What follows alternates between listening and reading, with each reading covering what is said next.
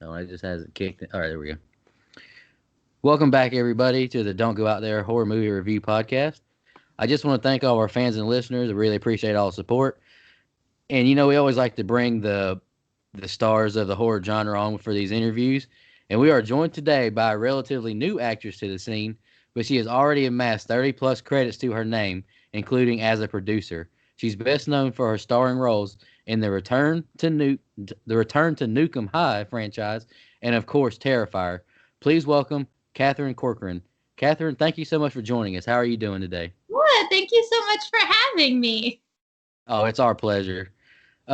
We like to kick off all of our interviews. Just what got you into acting?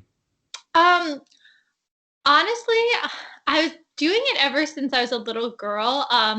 My mom was a dancer, my dad was a chef, so I think it was just a little easier to have me in the dance studio than in the kitchen. And I never really took to the dance world, but a lot of the castings and things would happen in the same building, so I would like help out and do that kind of thing. And then at a certain point, I started booking little like off Broadway tours, and things would come through and they would need like a little girl in the production of Annie or like, Sound of Music or Gypsy or whatever. And then I stopped being so cute. And I, told my mom I wanted to do this really seriously. And she said, okay, go find a place to do it.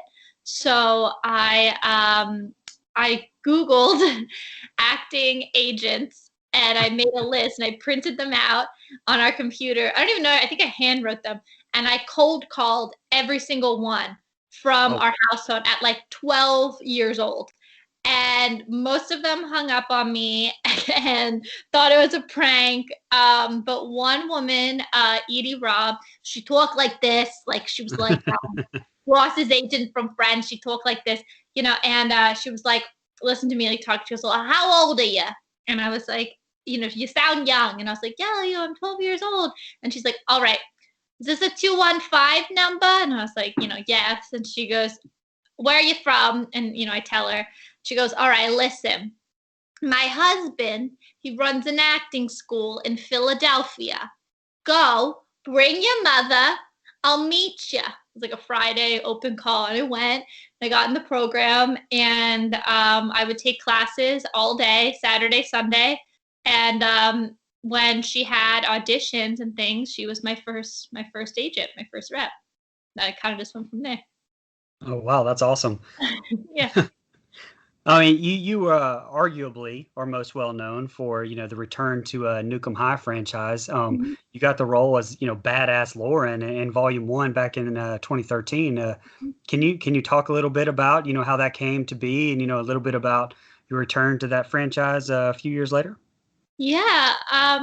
I I that was really funny because I moved to New York City. I was 19 when I did that film, and I was really lucky in that I was like slowly building. I do a co-star here, a little thing here in a show, and that's like how you build it. You do commercial work, and I saw the trauma casting on my own, and I I remember I went in and I got like a horribly lost because their office is in Queens and I was super late, and like did my thing. And I remember leaving and I did all this research on the company to try to be prepared, and I left and I called my mom and my mom was like, how'd it go? And I said, I don't think I got the part. I was so late, but maybe they'll like let me intern for them or something. They seem so cool. Like I did not think I was cool enough to get the part, and they did, and Lloyd did cast me, and it changed everything. I mean, that film was my first lead in a feature. We slept in a funeral home and Oh all wow. there on the floor. We saw 50 people, one shower. That's true. Wow. And in upstate New York. And I mean, it was really just kind of a labor of love. And then the film got into the Cannes Film Festival and into the Museum of Modern Art that year. And yeah, it was amazing. And I'm still very, very close to the Kaufman family to this day. They really are like an extended family. And yeah, the second film, I think we actually shot a lot of that when we were doing the first film, and then they Oh made wow. decision to make Oh, it okay. film. So it was actually it was like years of pickups and rewrites to kind of make it the 2 films. I think, whatever didn't make the first cut, that's what they worked into the second one. And yeah, that's where it is. Well, you brought up Lloyd Kaufman. You've said before, you have a lot of respect working with him. He's the director, obviously, of those two, and he's done another movie I loved in The Toxic Avenger back in the '80s. Can you talk a little bit about how it is working with him on set? Yeah, I mean, Lloyd is amazing. He's definitely got his own pace, at least for Return to Nukem High. It was kind of a dream because we got to shoot everything twice. So he rehearses everything in location before he films it, which is not something you have the time or budget to do on larger films. And Right. So we would shoot it. He shoots it once on his handheld camera and then does it on the actual day on whatever we're actually filming on. And so you're smart. actually kind of ahead of production most of the time, because by the time you get there, all the actors and the team and the cast and crew kind of have a feel for how the scene's going to move, how everything's going to kind of flow. And you really have a lot of room to play and get extra footage and get what you need. And I think it just shows in his work, and he builds his teams like families and like an ensemble. He says, like, you when you make his movies, you learn to eat cheese sandwiches and defecate in a paper bag. Wow. That's what he said. That's not true, but you do learn a lot because you're all kind of together, kind of camping out and like in it for the story's sake, and yeah, he's really incredible to work with. He does have a temper, and he has no qualms about putting you in your place if you are being a little problematic, but Okay. I've been very lucky that that's never been the case for me. And I to this day, I think he just did, an adaptation of The Tempest, and I came back and did a cameo in that, and any opportunity I get to reconnect with them and see them, I still do, because it's a family, it really is. That's awesome. That is awesome. So I'm sure you're probably a little bit tired of talking about Terrifier, but we're a horror movie podcast, so we have to ask you a couple of questions. Yeah, no worries. Can you talk a little bit about getting the role? I mean, the death scene by itself was such a big part of putting Terrifier on the map. You got the script. Did you have any hesitation on taking that role because of that scene, or did it freak you out any, or just what went through your mind reading that? I mean, I don't know. I was definitely like, okay, this is intense, and I'm always a little bit hesitant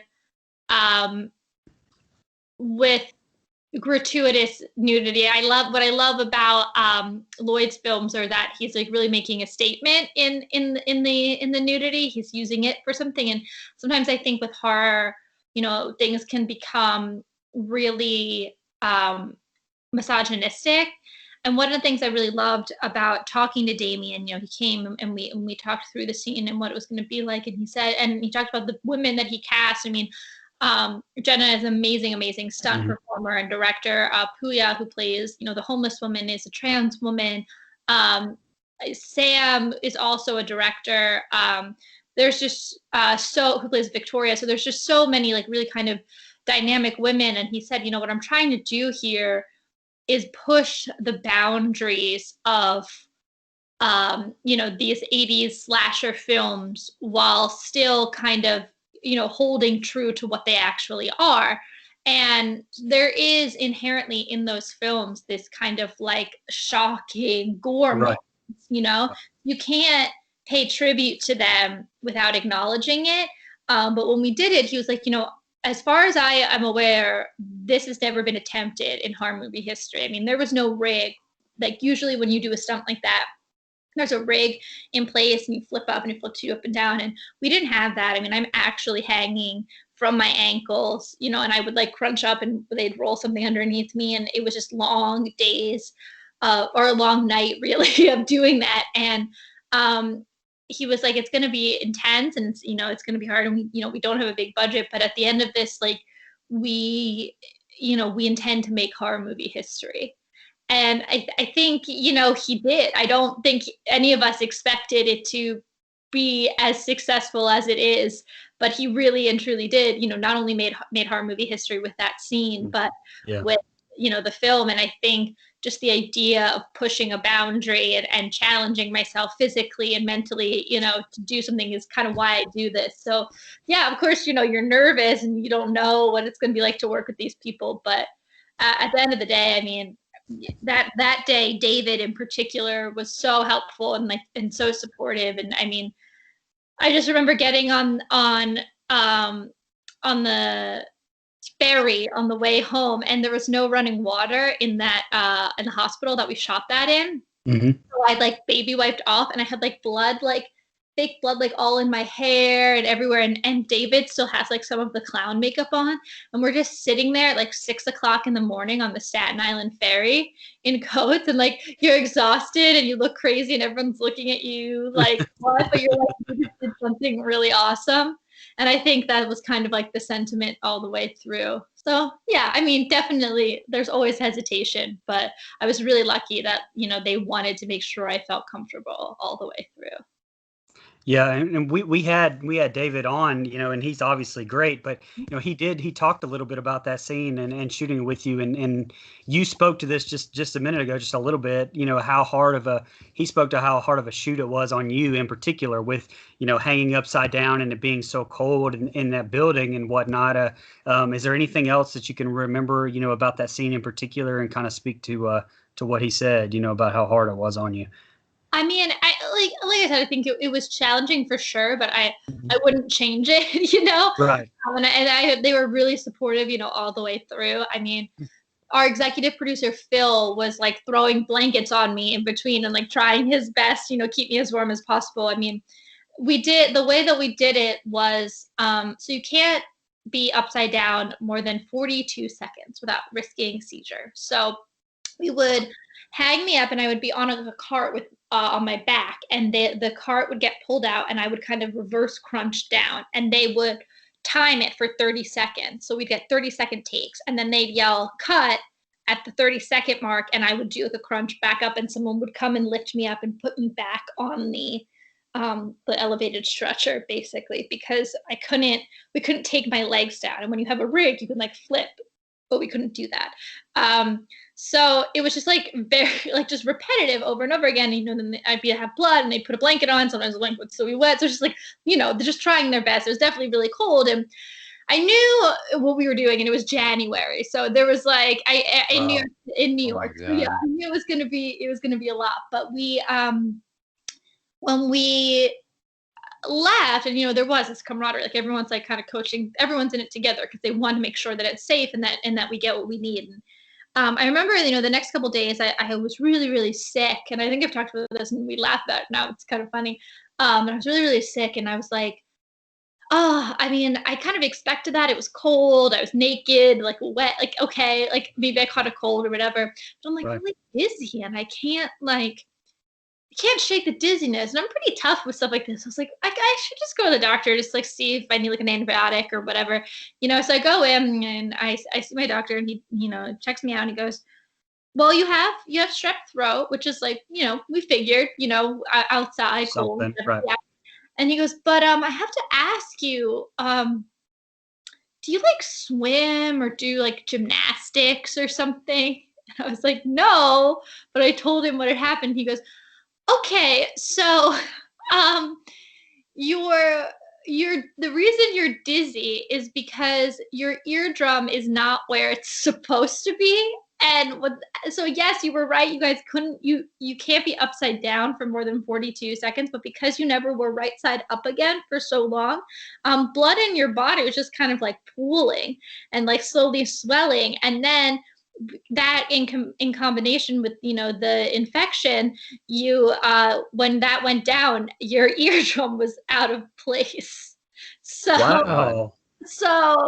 Long story short, I just needed an antibiotic, and it was fine. But it was just a funny thing to have to explain to my doctors, no, but I just did this scene where I was upside down and saw it in half. Does that matter? NBD, Oh, okay. Well, But yeah, I mean, I wouldn't change it for the world. I wear it kind of like a badge of honor, you know. Yeah, I remember David telling us that y'all had a lot of fun on set, but when they filmed your scene, it was a whole different setting. Like they were a lot more serious, I guess you could say. I remember David telling that scene is awesome. We see you have a role as Annabelle Poe in the upcoming 3 Days Rising flick with Mickey Rourke. Can you talk to us a little bit about that? I don't want to give too much away about that one. But No that was spoilers. it's okay. That's a fun one. It's an adaptation of Fall of the House of Usher, and it stars a really amazing actress, Kelly, who's a good friend of mine, and a really really great New York cast. I think Ice-T is in it. Oh wow, okay. Yeah, it's really good, and it's really kind of an homage to the New York City actors and kind of subculture as well. So while a lot of us don't have larger story arcs in it, there's a lot of really nice little moments in it that I think everyone will really appreciate. I don't think they've released the trailer or anything yet, so that's really all I can give you, is that it's a modern adaptation of Fall of the House of Usher, and I'm a Poe fan, so that was really exciting for me. Absolutely. Awesome. It's no, how do I phrase this? I think everyone understands that 2020 has been a really hard year, but especially for your industry. How has that affected you and your productions or in any potential roles, maybe? Um, I think like everyone in this industry, we understand the gravity of the situation and have kind of had to shut down and postpone a lot of things, a lot of shoots, a lot of films that I was attached to that we're just postponing. And for a while it was, oh, it'll move to May and then to September, and now we're just kind of waiting. But I will say that I feel really lucky in that during this time, I think a lot of creatives have really kind of risen to the occasion and figured out ways to still create and still tell stories. And it's just made us have to evaluate the medium in which we do that and how we connect with one another. I mean, whether that is, Zoom series, or in the beginning of this, every night I was reading children's books for charity, but for adults, and we raised like $15,000, and just like there, I think it's made us, I'm kind of in a way grateful. And while I understand the weight of the situation, and I'm so concerned for people's livelihoods, and their health and their families, I'm also grateful for the forced reset for us, because I think sometimes it's important to reevaluate what you're doing and the kind of hamster wheel you're on, and if you're communicating effectively, and if you're doing why you're doing what you're doing, and I think this time has made us realize, we tell stories to connect to one another, and that's so important. So Right. I mean, yeah, it's been tough in a ways, but I also am super grateful. I mean, and I am lucky, I have been able to work. I just started a series that I was hosting in Atlanta, called Game Time, where myself and my co-host Jordan Rock, were in studio, but everybody else was Skyped in. So I mean, it is possible, we're creating, and as we just have to kind of adapt. And sometimes the greatest work, I think, comes out of that pressure. That's how diamonds are made. So I'm cautiously optimistic, and while, money and health and the strain on those things is real, and families is real, it's also really important, I think, to put into perspective why we do what we do. And I'm glad that it's done that for us. I hope, anyway. Right. Well, and speaking of doing what you do, you're not only an actress, but you have some producing credits to your name, and including there's an upcoming Seismic in it. Is it pronounced Esme? Esme? My love, yeah. Okay, my love, yeah. Where you're serving as producer. Can you talk a little bit about that and the difference in approach that you take for that versus stepping in front of the camera? Yeah, I mean, I think the series Game Time that I was just speaking about, I'm also an executive producer on, and I have another feature that, we're talking about, being talent and executive producing as well. And they are different parts of the brain for sure. I mean, I think as a producer, you're very linear in an execution, problem solving kind of oriented, right? It's like, okay, we need this role filled, or we need to get this done, and this is where our budget is, and this is where we're filming, and all of that. Whereas when you're acting, it's a little bit different because your focus is less on the tactical execution and more on the story and the execution of the character, if that makes sense. So one, I feel, is a little bit, for me anyway, is a little bit more emotional driven, where the other one is a little bit more analytical. But both kind of, they both have technical aspects to them. They both kind of have emotional aspects to them. I think, in its core, any position on a film is a problem solver. You're kind of working this puzzle in. It's like, how do we tell this story within the limitations that we're given, whether that's, a frame that you have to exist within, or a space, or a budget, you know what I mean? All of those things. So you're a problem solver, and you're, you're navigating this puzzle either way. But I do find that I'm using kind of two different sides of my brain in service of the same goal. And sometimes I have to like shut one off if I'm doing both at the same time, So, and shifting gears here a little bit, we kind of started asking this little light-hearted question, when we had Lisa Wilcox on, because some of the answers we've gotten, especially from like Kane Hodder and Robert Englund and stuff, has been so crazy. We started kind of asking all of our guests this. So, all right, so you've been to some horror movie conventions, I'm sure. What stands out to you, if anything, as the most memorable either experience or something you've seen or had happen to you at one of those things? Do you have anything in particular? Oh my goodness. I love the conventions, and I'm really excited to do them in the new year, because I think they just provide such an amazing way to connect with people, and it embraces all of us and our like quirks and our weirdness. I mean, I'm a nerd myself, and a horror enthusiast and a genre enthusiast, sci-fi person. So like, it's really fun to be able to like be a part of that community, and everyone kind of connect together in our awesome enthusiast weirdness, but I think honestly, so far the most memorable moment, I think, well, the first con I ever did was New York City Comic Con, and that was right after. That's huge too. Yeah. That was right after we filmed Nuke High, and that was, I think, Stan Lee was involved in that, so we spoke on the Marvel panel, and like that was like just crazy. But I think actually the most memorable was more recently at I think it was Scarefest. They did a women in film, a women in horror panel, and it was myself, Barbara Crampton, Felissa Rose, and Jen. And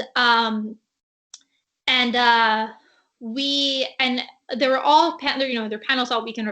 That one was so full that people were out in the hallway like looking in, and the questions that people posed, particularly young women, about the industry, about the Me Too movement, about sexuality in film, were so well informed and were so thoughtful. And I thought that dialogue was just so powerful and so important.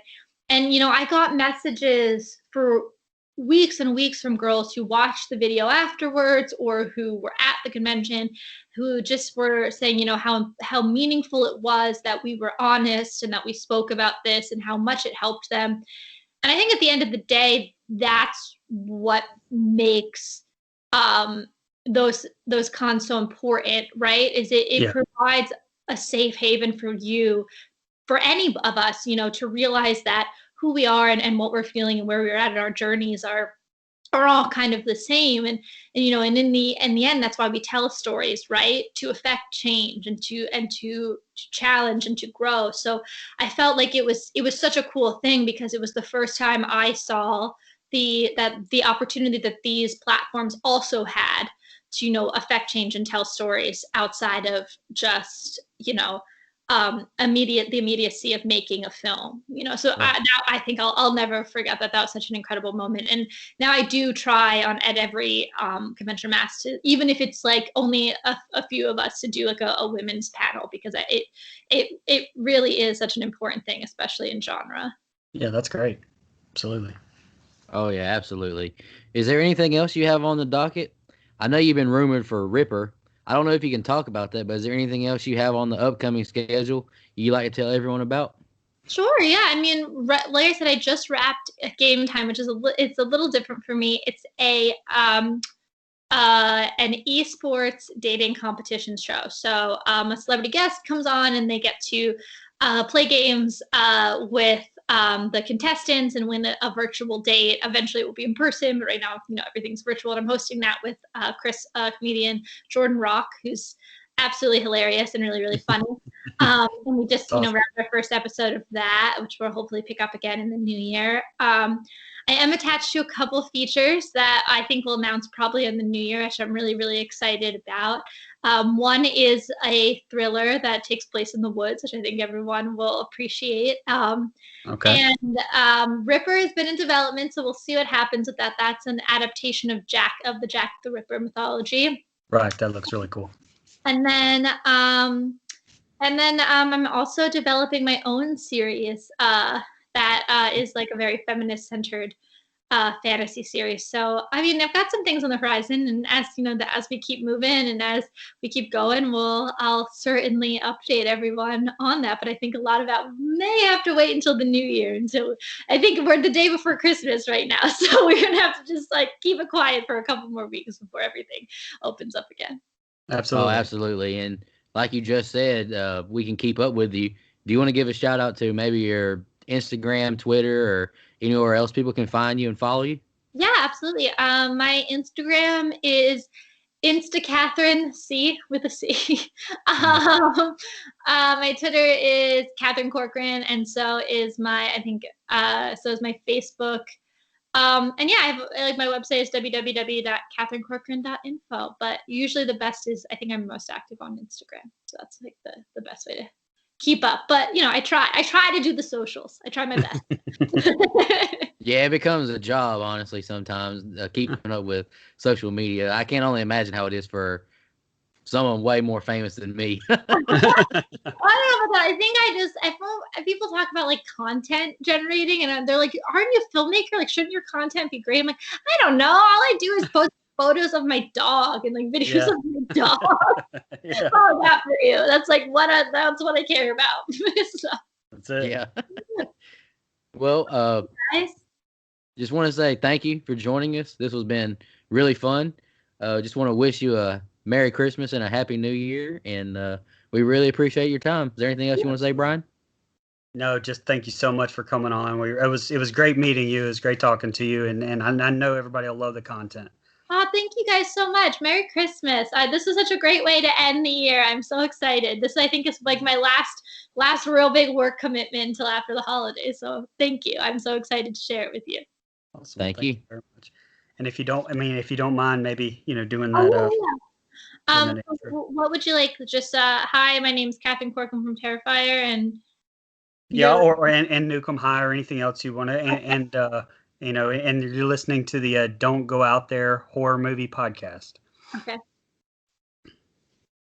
Hi, my name is Catherine Corcoran from Terrifier, Return to Nuke 'em High, and Long Lost, and you are listening to the Don't Go Out There at Night podcast. Or is it just Don't Go Out There? I'm sorry. Did I mess that up? No, that's fine. No, you're fine. You're good. I could do better. I give you a better one. Okay. Don't Go Out There at Night, yes? No, Don't Go Out There horror movie podcast. Horror movie. Okay. Got you. Okay. I want to make sure I'm saying it right. It's important. Oh, you're good. My name right. Okay. Hi, my name is Catherine Corcoran from Terrifier, Return to Nuke 'em High, and Long Lost, and you're listening to the Don't Go Out There horror movie podcast. Thank you so much. Perfect. Of course. Thank you, guys. Where are you all from? Tallahassee, Florida. Yeah, he's from Tallahassee, Florida. I'm from basically Pensacola, Florida, so right there on the Panhandle there. Oh, very nice. My sister's boyfriend is from on the Panhandle. I was like, I know that accent. I now live in Alabama, but yeah, that's initially I think where they're from. Yeah, we call it Lower Alabama anyway, so it's basically where we're at. I got that South Georgia accent. Yeah, he does. Nice. No one. I meet a lot of people online because we all met through Twitter through a favorite football team, and whenever people meet me in person, because I'm half Asian, so when they meet me and they hear my voice, it always blows their mind and it always makes me laugh. It did me. I was like, Nico, and your voice is a country? What? I love that. Keep everyone on their toes. Screw those, racial divides. I love it. Oh, yes, ma'am. Yeah, keep in touch, please. And if I am down there for a convention, I'll be sure to let them know that I'll be there for you guys so we can get you in and do a little interview there. Hey, we'd love that. Thank you so much. Yeah, thank you guys. Thank you so much. Have a Merry Christmas. You too. Bye-bye. Merry Christmas.